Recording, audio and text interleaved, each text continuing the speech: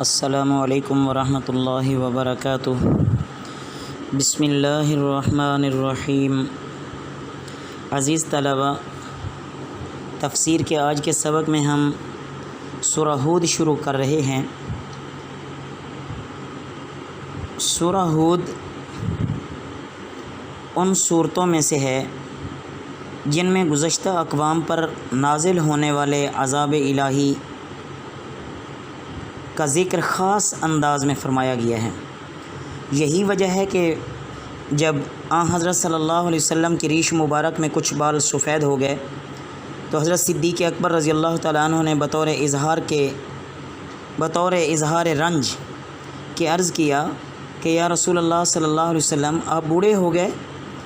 تو آپ صلی اللہ علیہ وسلم نے فرمایا کہ ہاں، مجھے سورہ ہود نے بوڑھا کر دیا۔ اور بعض روایات میں ہے کہ سورہ ہود کے ساتھ سورہ واقعہ، سورہ مرسلات، سورہ عما یتساءلون اور سورہ اذا الشمس کورت کا بھی ذکر ہے۔ سورہ ہود چونکہ مکی صورت ہے، اس لیے اس میں بھی وہی مضامین ہیں اور وہی اس کے موضوعات ہیں جو کہ ہر مکی صورت کے ہوتے ہیں، کہ توحید، رسالت، قیامت، آخرت، حشر، نشر، قیامت کے حالات، ان سب کا ذکر ہے۔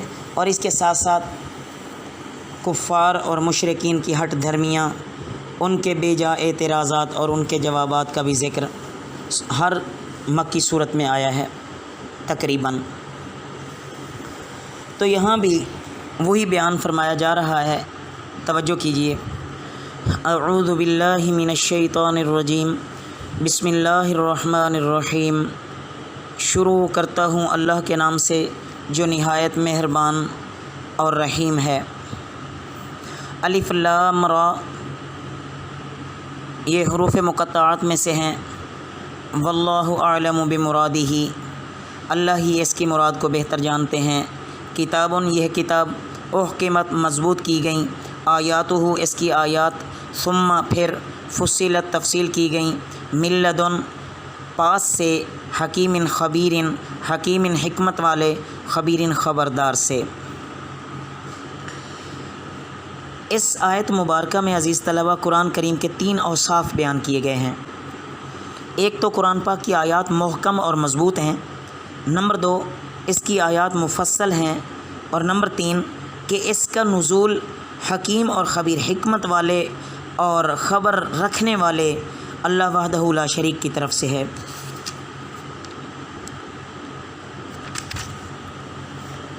اللہ تعبدوا الا اللہ، اللہ یہ کہ تعبدوا، یہ کہ نہ، تعبدوا تم عبادت کرو، الا اللہ اللہ کے سوا، اننی بے شک میں، لکم تمہارے لیے، منہ اس سے، نذیر ڈرانے والا، و بشیر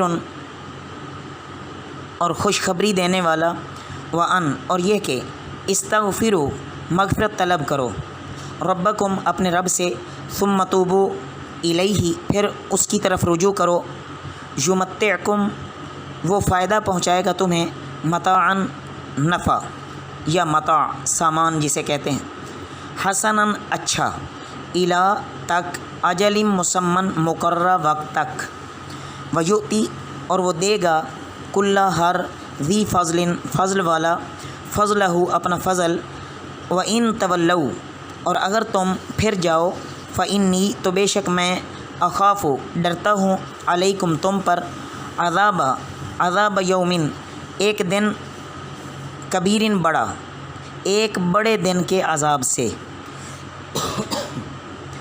الی اللہ اللہ کی طرف، مرجعکم لوٹنا ہے تمہارا، وہوا اور وہ، علی کل شیء قدیر ہر شے پر قادر ہے، الا یاد رکھو، انہم بے شک وہ، یثنون دوہرے کرتے ہیں، صدورہم اپنے سینے، لیستخفوا تاکہ وہ چھپا لیں، منہ اس سے، الا یاد رکھو، حین یستغشون جب وہ پہنتے ہیں، ثیابہم اپنے کپڑے، یعلم وہ جانتا ہے، ما یسرون جو وہ چھپاتے ہیں، وما یعلنون اور جو وہ ظاہر کرتے ہیں، انہ بے شک وہ، علیم جاننے والا ہے، बिदात सुदूर, दिलों के राज़ों को या दिलों के भेदों को।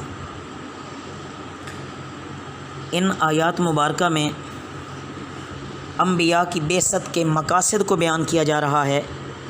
एक ख़ास मकसद तो ये है कि दुनिया को सिर्फ़ एक अल्लाह वहदहू ला शरीक की इबादत की तरफ दावत दी जाए, उसके तरीक़े सिखाए जाएं, उसके सिवा किसी की इबादत ना की जाए, शिरक की जड़ें काट दी जाएं, साथ साथ रिसालत का इकरार करें, गैरुल्लाह को छोड़ दें, जो किताब वो नबी लाया है अल्लाह की तरफ से उसको मानें और बंदगी बजा लाई जाए। अल्लाह के रसूल सल्लल्लाहु अलैहि वसल्लम उसे दोनों जहानों की कामयाबी की खुशखबरी सुनाते हैं और इसके साथ साथ अज़ाब इलाही से डराया भी गया है, अज़ाब इलाही से डराया भी गया है। और उसके बाद इस्तिग़फ़ार का भी हुक्म दिया गया है। इस्तिग़फ़ार के बाद तौबा का हुक्म दिया गया है। इस्तिग़फ़ार के माना भी यही है कि गुनाहों की मग़फ़िरत का तलबगार होना, और तौबा का मतलब है कि रुजू करना। जब तक किसी आईना का जंग ना साफ़ किया जाए तो उसकी सफाई मुमकिन नहीं होती। तो जब तक जो सरकश नफ्स होता है ये गुनाहों का इर्तिकाब ख़त्म ना कर दे, खालिसतन अल्लाह की इबादत के लिए तैयार ना हो जाए, पहले गुनाहों को छोड़ ना दे, तो उस वक्त तक मुमकिन नहीं है कि खालिस तौबा हो जाए। दिल से अल्लाह की तरफ रुजू करना, ज़बान से भी और आज़ाए जिस्मानी से भी। तो इस पर अल्लाह रब्बुल इज़्ज़त का वादा है मतान हसनन। इससे मुराद मुफस्सिरीन ने हयात तय्यबा ली है कि उसको अल्लाह रब्बुल इज़्ज़त हयात तय्यबा अता फ़रमाते हैं। क्या मतलब कि बरकतों से सरफराज फरमाते हैं, सुकून और इत्मीनान की ज़िंदगी अता फ़रमाते हैं। आखिरत के मुताल्लिक़ बताया गया कि जो जिस कदर बढ़कर आमाल सालिह करेगा उसको उतना ही बड़ा अजर अता किया जाएगा। अगर किसी ने ईमान को ना माना, ईमान ना लाया और उसने तौहीद का इकरार ना किया, रिसालत को ना माना, तो अज़ाब इलाही तो फिर यकीनी चीज़ है। यहाँ ना तो आखिर यकीनन क़ियामत का दिन तो आना ही है ना, तो वहाँ सिवाय पछतावे के और कुछ नहीं होगा। फिर कोई मुजरिम अपने जुर्म को किसी तरह भी मख्फी रख कर निजात हासिल कर सके, ये कैसे हो सकता है? मुशरिकीन की एक गलत आदत बताई गई है कि ये कहते थे कि जब हम अपने घर के दरवाज़े बंद कर लें और पर्दे छोड़ दें और अपने कपड़ों में अपने आप को छुपा लें और अपने सीने में मोहम्मद सल्लल्लाहु अलैहि वसल्लम की अदावत रखें, बोग़्ज़ रखें, तो हमारे इस राज को कोई नहीं जान सकता। फिर ये खुफिया तदबीरें करते थे, छुप छुप कर ये चुपके से बातें करते थे। तो अल्लाह रब्बुल इज़्ज़त उस बात को वाज़े फरमा रहे हैं कि जिस वक्त ये ज़ाहिर बातें करते हैं उसका इल्म भी अल्लाह को है, और जब ये छुप छुप के इस तरह बातें करते हैं और मकरो फ़रेब करते हैं और गलत मंसूबा बंदियाँ करते हैं, तो अल्लाह ताला उसको भी जानते हैं। क्योंकि अल्लाह ताला तो दिलों के अंदर की बातें जानता है, चह जाए कि ये तो ज़बान से बातें कर रहे हैं। तो बस जिसने नबी से और रसूल से अदावत इख्तियार कर ली, दुश्मनी इख्तियार कर ली, अल्लाह उसको पूरी पूरी सज़ा ज़रूर अता फ़रमाएंगे। अल्लाह रब्बुल इज़्ज़त हमें पूरे के पूरे दीन पे आसानी के साथ सही सही अमल करने वाला बनाए। वमा अलैना इल्लल बलागुल मुबीन।